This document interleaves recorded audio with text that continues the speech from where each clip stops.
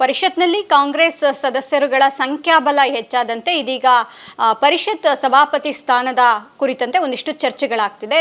ಇರುವಂತಹ ಸಭಾಪತಿಗಳಾದಂತಹ ಬಸವರಾಜ ಹೊರಟ್ಟಿ ಅವರನ್ನ ಬದಲಾಯಿಸಿ ಬೇರೆಯವರಿಗೆ ಅವಕಾಶ ಸಿಗಬೇಕು ಅನ್ನುವಂತಹದ್ದು ಒಂದು ಕಡೆ ವಾದವಾದರೆ, ಅವರೇ ರಾಜೀನಾಮೆ ಕೊಡ್ತಾರೆ ಅನ್ನುವಂತಹದ್ದು ಕೂಡ ಒಂದಿಷ್ಟು ಗುಲ್ಲು ಕೂಡ ಎದ್ದಿರುವಂಥದ್ದು.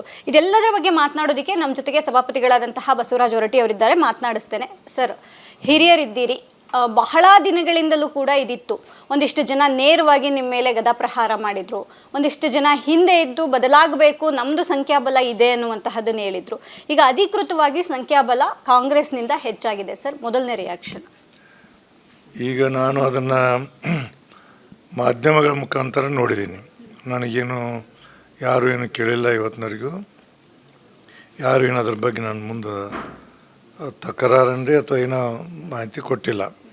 ಆದರೆ ಇವತ್ತಿನವರೆಗೂ ನಾನು ಹೇಳೋದೇನೆಂದ್ರೆ, ಪಕ್ಷಗಳು ಬದಲಾಕ್ಕವು. ಈಗ ಇಲ್ಲಿ ನೀವು 1980ರಿಂದ ಈ ಮಾಹಿತಿ ಕೊಡ್ತೀನಿ ನಿಮಗೆ. ಪಕ್ಷಗಳು ಬದಲಾಕ್ಕವು. ಹಿಂದೆ ಏನಂದರೆ 80ಕ್ಕಿಂತ ಮೊದಲ ಬರೀ ಕಾಂಗ್ರೆಸ್ ಸರ್ಕಾರ ಇರ್ತಿತ್ತು. ಆವಾಗ ಕಾಂಗ್ರೆಸ್ದವರು ಇರ್ತಿದ್ರು. 83ಕ್ಕೆ ರಾಮಕೃಷ್ಣ ಹೆಗಡೆ ಅವರು ಬಂದಾಗ ರೆಹಮಾನ್ ಖಾನ್ ಅವರು ಇದ್ದರು. ರೆಹಮಾನ್ ಖಾನ್ ಅವರನ್ನು ಮುಂದುವರಿಸಿದ್ರು. ಮುಂದೆ ಜನತಾದಳ ಮೆಜಾರಿಟಿ ಆದರೂ ಸಹಿತ ಅವ್ರನ್ನ ಟಚ್ ಮಾಡಲಿಲ್ಲ. ಹಂಗೆ ಮುಂದೆ ಚೇಂಜ್ ಹಾಕೋತ ಬಂದರು, ಬೇರೆಯವ್ರು ಬಂದರು. ಆವಾಗ ರಾಮರಾವ್ ಪೋತಾರ್ ಬಂದರು, ಆಮೇಲೆ ಮಂಜುನಾಥ್ ಬಂದರು, ಆಮೇಲೆ ಮತ್ತು ಈ ಕಡೆ ವೀರೇಂದ್ರ ಪಾಟೀಲ್ ಬಂದರು, ಆ ಕಡೆ ಮಂಜುನಾಥ್ ಇದ್ದರು.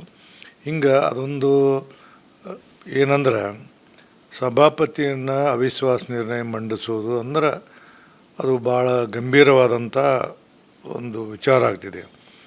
ಮತ್ತು ನಾನು ಎಲ್ಲೂ ಪಕ್ಷಪಾತ ಮಾಡೋದಾಗಲಿ ಮತ್ತೊಂದು ಮಾಡೋದಾಗಲಿ, ಯಾರನ್ನ ಬಚಾವ್ ಮಾಡೋದಾಗಲಿ ಯಾರ ಮೇಲೆ ಮಾಡೋದಾಗಲಿ ನಾನು ಮಾಡಿಲ್ಲ. ನಾನು ಆ ಸ್ಥಳದಲ್ಲಿ ಕುಂತಾಗ ಪ್ರಾಮಾಣಿಕವಾಗಿ ಕೆಲಸ ಮಾಡೀನಿ. ಇಡೀ ಸದನ ನನ್ನ ಬಗ್ಗೆ ಯಾರು ಒಬ್ಬಿಬ್ಬರನ್ನ ಬಿಟ್ಟರೆ ಯಾರು ನನ್ನ ವಿರೋಧ ಮಾತಾಡುವಂಥವ್ರಿಲ್ಲ. ಅವ್ರ ಮನಸ್ಸಿನಲ್ಲಿಯೂ ಸಹಿತ ನನ್ನ ಬಗ್ಗೆ ಒಳ್ಳೆಯ ಅಭಿಪ್ರಾಯ ಇರ್ತಿದೆ. ಇಷ್ಟೆಲ್ಲ ವಿಷಯ ಬಂದಾಗ, ಇದು ಹಿಂಗೆ ಈ ಸುದ್ದಿ ಬಂದಾಗ ಇನ್ನೊಂದು ಸಾರಿ ಚರ್ಚೆ ನಡೆದಿತ್ತು, ಅದು ಅಲ್ಲಿಗೆ ಮುಗೀತಿ. ಆವಾಗೂ ಬಹುಮತ ಇತ್ತು, ಆವಾಗ ಒಂದು ಬಹುಮತ ಇತ್ತು. ಈಗ ಭಾಳಷ್ಟು ಮಂದಿ ಬಹುಮತ ಹಾಕಾರ. ಅದಕ್ಕೆ ಬಹುಮತ ಇದ್ದರೆ ಸಭಾಪತಿನ ಬದಲು ಮಾಡಬೇಕು ಅನ್ನುವಂಥದ್ದು ಎಲ್ಲಿಲ್ಲ. ಅದೊಂದು ಯಾವುದೇ ಸಭಾಪತಿ ಅಂದ್ರೆ ಆ ಸ್ಥಾನಕ್ಕೆ ಕುಂತಾಗ ಪಕ್ಷಾತೀತವಾಗಿ ಇರ್ತಾರೆ. ನಾನು ಸಭಾಪತಿ ಆದ ದಿವಸ ಪ್ರಾಥಮಿಕ ಸದಸ್ಯತ್ವಕ್ಕೆ ರಾಜೀನಾಮೆ ಕೊಟ್ಟಿನಿ, ಎಲ್ಲಿ ಮಾಡಿ ಸಭಾಪತಿ. ಈಗಿರುವಾಗ ಯಾರು ಕುಂತ್ರೆ ಏನಾಗಬೇಕಲ್ಲೇ ಸಭಾಪತಿನ. ಮತ್ತು ಅದು ಇಷ್ಟೆಲ್ಲ ಆದ್ರೆ ಕಡೆಗೆ ತೀರ್ಮಾನ ಬಿಟ್ಟಿದ್ದು ಸದನಕ್ಕೆ. ಸದನ ಇದೆ ಸುಪ್ರೀಂ. ಅದೇನು ತೀರ್ಮಾನ ಮಾಡ್ತಾ ಆ ತೀರ್ಮಾನಕ್ಕೆ ನಾನು ಬದ್ಧರಾಗಿರಬೇಕಾಗ್ತಿದೆ. ಹಿಂದೆ ಸಿದ್ದರಾಮಯ್ಯ ಅವರು ಇದ್ದಂತಹ ಸಮಯದಲ್ಲೂ ಕೂಡ ಈ ರೀತಿಯಾದಂತಹ ಬಹಿರಂಗ ಆರೋಪಗಳು ಬಂತು, ಅವರನ್ನು ಬದಲಾಯಿಸಬೇಕು ಅನ್ನುವಂಥದ್ದು ಬಂತು. ಅಲ್ಲಿಗೆ ಸಿದ್ದರಾಮಯ್ಯ ಅವರೇ ಒಂದು ಕಡಿವಾಣ ಹಾಕುವಂತಹ ಕೆಲಸವನ್ನು ಮಾಡಿದರು. ಈಗ ಡಿ.ಕೆ. ಶಿವಕುಮಾರ್ ಅವರು ಬಂದಾಗಲೂ ಕೂಡ, ಅಂದರೆ CM ಆದಂತಹ ಸಂದರ್ಭದಲ್ಲೂ ಕೂಡ ಈ ರೀತಿಯಾದಂತಹ ಚರ್ಚೆ ಶುರುವಾಗಿದೆ. ಎಲ್ಲೋ ಒಂದು ಕಡೆ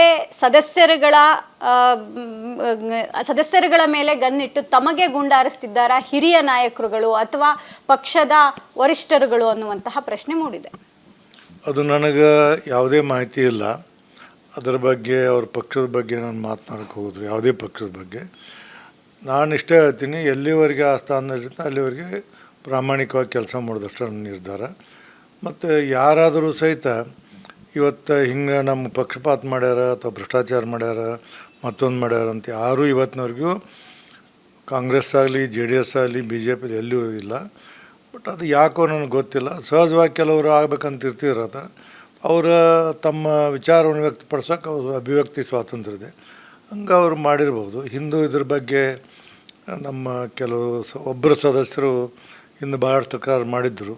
ಖರ್ಗೆ ಅವ್ರ ಮಟ್ಟ ಹೋಗಿತ್ತು ಅವಾಗ ಅವ್ರು ಯಾರು ಇದಕ್ಕೆ ತಲೆ ಕೆಡಿಸ್ಕೊಂಡಿಲ್ಲ. ಈಗೂ ಅಷ್ಟೇ ಅದ್ರ ಬಗ್ಗೆ ನನಗೆ ಏನಾರು ನನ್ನ ಮುಂದೆ ವಿಷಯ ಬಂದಾಗ ಅದ್ರ ಬಗ್ಗೆ ತೀರ್ಮಾನ ಮಾಡ್ತಾರೆ. ತಮಗೆ CM ಕರೆ ಮಾಡಿದ್ರು, ಈ ಬಗ್ಗೆ ಮಾತನಾಡಿದ್ರು ಅನ್ನುವಂತಹದ್ದು ಒಂದು ಚರ್ಚೆ ಇದೆ ಸರ್, ಹೌದಾ? ನನ್ನ ಇದ್ರ ಬಗ್ಗೆ ಏನು ಮಾತಾಡಿಲ್ಲ CM ಅವರು. ಇದ್ರ ಬಗ್ಗೆ ನಾನು ಕೂಡ ಮಾತಾಡಿಲ್ಲ. ಅವರು ಯಾವುದೇ ಪರಿಸ್ಥಿತಿಯಲ್ಲಿ ಸಭಾಪತಿ ಬಗ್ಗೆ ಅದು ಏನು ಹಿಂಗೆ ಮಾತಾಡಿಲ್ಲ. ನಾನು ಕೂಡ ಏನು ಮಾತಾಡಿಲ್ಲ ಅವರು ಇವತ್ತು. ಇಡೀ ಸದನದಲ್ಲಿ ರಾಜಕೀಯ ಪಕ್ಷ ಅನ್ನೋದಕ್ಕಿಂತ ತಮ್ಮ ಸುದೀರ್ಘ ರಾಜಕಾರಣದ ವಿಚಾರವಾಗಿ ಒಂದು ಗೌರವ, ಒಂದು ಘನತೆ ಇದ್ದೇ ಇದೆ. ಅದನ್ನು ಸದಸ್ಯರು ಕೂಡ ಅನೇಕ ಬಾರಿ ವ್ಯಕ್ತಪಡಿಸಿದ್ದಾರೆ. ಈಗಲೂ ಕೂಡ ಅಂತಹದ್ದೇ ವಿಚಾರ ಚರ್ಚೆಗೆ ಬಂದಿದೆ. ಇಲ್ಲಿಯವರೆಗೂ ತಾವು ಪಕ್ಷಪಾತ ಮಾಡಿದ್ದನ್ನುವಂತಹದ್ದಾಗಲಿ ಅಥವಾ ಬೇರೆ ಪಕ್ಷದಿಂದ ಇದ್ರು ಅನ್ನುವಂತಹದ್ದಾಗಲಿ ಯಾವುದೇ ಚರ್ಚೆ ಇಲ್ಲ.